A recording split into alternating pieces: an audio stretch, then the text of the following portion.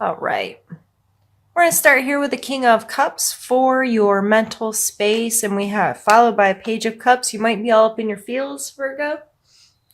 Your mental space may be very much connected to an emotional space for you right now, being consumed with your feelings or your thoughts about your feelings, trying to sort them out, be mature, make good decisions, be open and authentic. Those kinds of things may be really running through your mind. What are your emotional connections? Who are you connected to? Why? How? What does that mean to you? All of those big questions may be really bearing down on you mentally this month. But this is a king, so it seems to be coming from a good place, a mature place of really just being mindful of your emotional space. And it may very well, because we'll get to this five here in a second that's coming up in your emotions. But if it's conflict, if it's just some, I'm going to have to do these together. The five coming in your emotional space, the Five of Swords, like he can sometimes be a bully. Like, yep, he won. And now he's looking, standing there looking like an arrogant, you know what? So with this card, I always urge, are you fighting to win, or is it something really worth fighting for? Like, what is this dynamic here? And it coming out in your emotional space, I think it'd be wise to consider how you're interacting with people at an emotional level. Are you kind of beating them up to get your point across, or are you kind of taking advantage of the fact that you're smarter or wittier or have more facts or something of that nature? Virgo, if that's happening right now, this emotional stuff's on your mind, and then your your emotional space is feeling very, what's the word I'm looking for? Goodness, sorry. Conflicted, for lack of the word I was looking for. And then in your physical space, you have this Page of Cups, which is kind of an immature energy of kind of going with the flow. Like it's a silly kind of energy. Like he's got a fish in his cup. Right? So there may be a lot of emotions. It may, especially with this high ground card,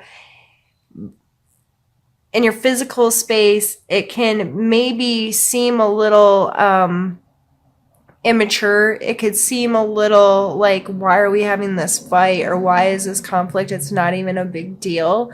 But shifting your perspective on it, deciding to be mindful of how you're interacting with people, not being a bully, not trying to be right in a relationship. I really feel like this is relationship based, since two cup cards came out. Are you being mindful of how you could be negatively affecting your relationship with this win or lose thing? Because in a relationship, there shouldn't be winners and losers. You're on the same team, whether it's a friend, a family member, a spouse, or, significant other. You shouldn't be trying to win. You should be trying to work together for a resolve or a compromise or whatever. But you're on the same team. If you both want the same thing, if you want to enjoy each other, have a good time together, share life with someone, then why would you oppose them and try to make them a loser?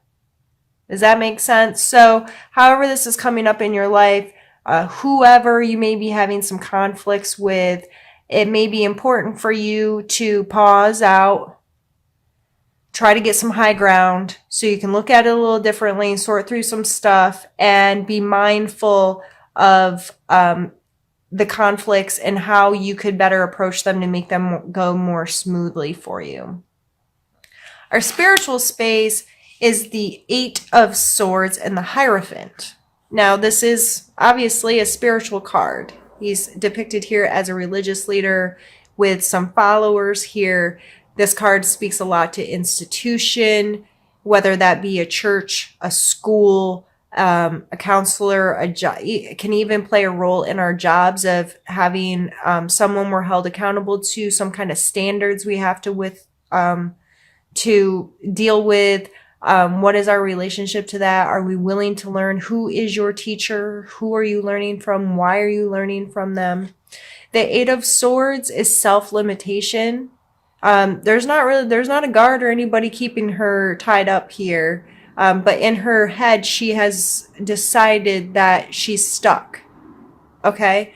So in your spiritual life, if you're really, limiting yourself, limiting what you believe, or limiting, oh, I couldn't do that, or I couldn't feel that, or I couldn't have that relationship with my spirituality, you're not going to have it. This takes you being willing to take the blindfold off and willing to stop lying to yourself or fooling yourself or letting your mind or your thought patterns fool you into believing something that's not real.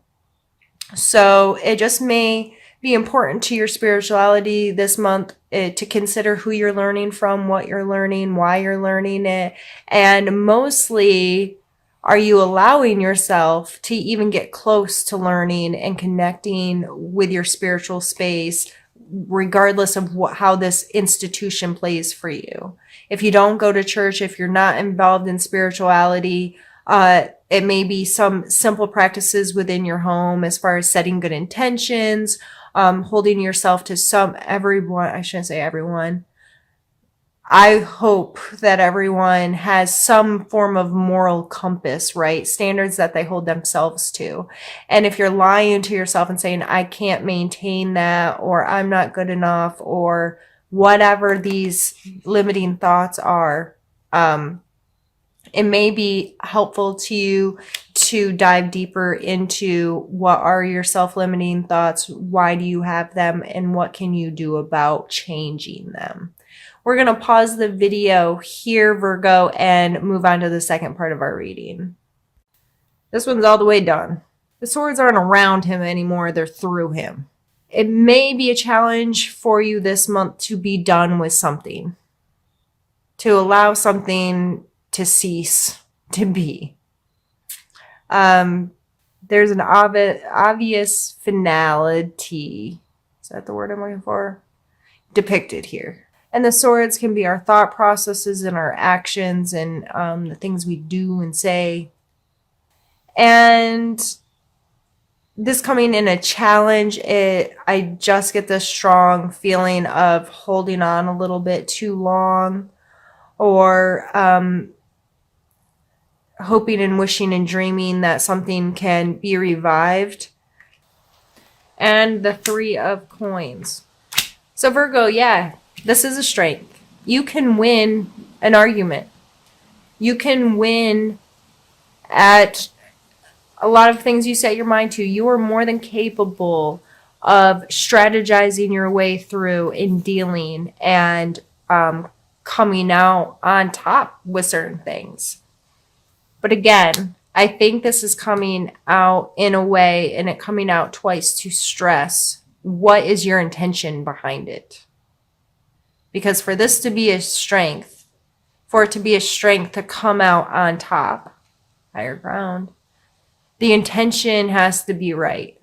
Like, are you just trying to win? And at what expense?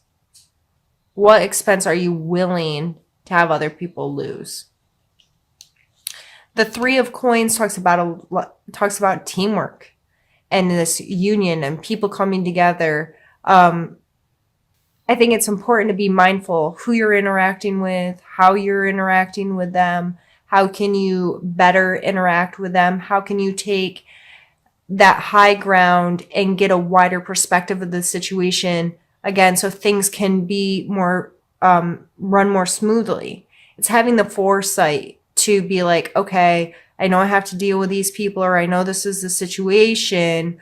If I put some thought into it prior, and not in a trying to set expectations on it, but a mindfulness of, what can I control? I can control my intentions.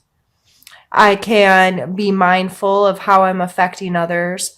I can be very clear about my intent, what I'm trying to do, what I'm trying to accomplish, and be considerate of the people that I'm having to deal with. Five of Cups and Devil card. This came out for Scorpio last month in the same order. And I just think it's funny. I'm a Scorpio, so those came out for me. And I am a Virgo moon. So if you don't know all of your signs, there's easy natal charts online that you can have fabricated. All you need is your date, time, and place of birth, and it creates a chart for you based on that. So the main three aspects that people look at are sun sign. So that's why you're a Virgo sun sign, I assume, since you're watching this video, unless you cross watch for your other signs. Then your moon sign and your ascending sign. Those three are like the major players in what we look at as far as astrology. So I'm a moon sign, Virgo, and I think it's just funny. These cards keep coming out for me. So I hope I'm not affecting this in general reading, but the reason I say that and all that lead up is because I understand this energy together very, very well. And I hope I can articulate it to you in a way that you can find useful this month.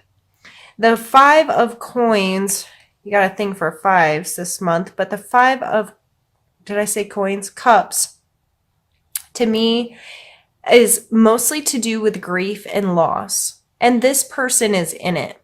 They are very invested and paying very close attention to what they have lost emotionally, typically described as grief, right? And they are not able to see what's ahead of them.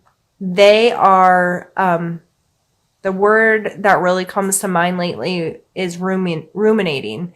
They're sitting there thinking about the past and thinking about what was and feeling very emotionally connected to something in their past and not able to see what's coming towards them. The Devil card is all about what or who we give our power to. This card speaks of our addictions, our bad habits, our attachments. This can be to physical things or even people. Allowing someone else to control your power as a human, to control your happiness or joy, to say, I can only be happy if this person meets this expectation for me, or allows me to be happy. These two coming together, need to know, I think it's important to take a look at your attachment to grief. What does grief or loss mean to you? How do you feel when you think about grief that you've had or loss that you've had? Is it something that you're easily consumed with? Is it something that you have an unhealthy relationship with, like you shove stuff down and you don't deal with it? Or do you fixate on it like I have in the past? I've lost a lot of people. I understand the emotion of grief very well. And I allowed it to control me. I gave it so much power during some times of my life. It was all consuming. And I'm not saying it's wrong to grieve. It's absolutely necessary to grieve. However, some of us can get stuck there and we cannot see our way out. We cannot see what is possible ahead of us. We do not look for opportunities to feel some of these same feelings because we're too attached to the grief of the loss of something else. So if this is coming into your life at all this month, first off, I'm sorry if you're feeling this way. I'm sorry if you've lost something or someone this month that was meaningful to you. But I hope that this serves as a reminder that you have a lot ahead of you and you never know what's going to come. So yes, give yourself this time, give yourself the ability to deal with this stuff, but please don't get stuck and don't let it have control over you. I need to take it to the trash, but I keep forgetting. Actually, I should make him do it. Your suggestion area is the Magician. And I love this card so much. You know, it's the number 1. There's an infinity sign represented, here above his head. And then in this specific deck, it looks different in different decks, but he still has all of the elements. He has the cups, the coins, the swords, and the wands. He has a sense of control or ownership over all of these things, and he realizes that it takes all of this pulled together to create magic. So going forward into November, your suggestion card is to be aware of your resources. What skills do you have as a human? How can you try to stay balanced and not just be logical, not just be in your feelings, not just, and try to encompass as many of these different things as possible. And if you don't possess a certain quality, how can you learn about it more? How can you bring more of that into your life? Or is there a teacher or someone that can help you form a better relationship with the different resources you have within yourself as well as in your physical world? And if this isn't so much of internal work and it's even at your job or with your family, making a mental note of, I'm good at this, I'm not good at that. This person is good at that, though. How can, and this goes back into all these 5 of Swords of compromising and working together and finding solutions. And how can we get creative? How can we pool our resources? How can we work together? What are my strengths and what are your strengths? And how can we make this work without all of this one person feeling like a winner and one person feeling like a loser? How can we all win? How can we manifest something good together and making all of this work?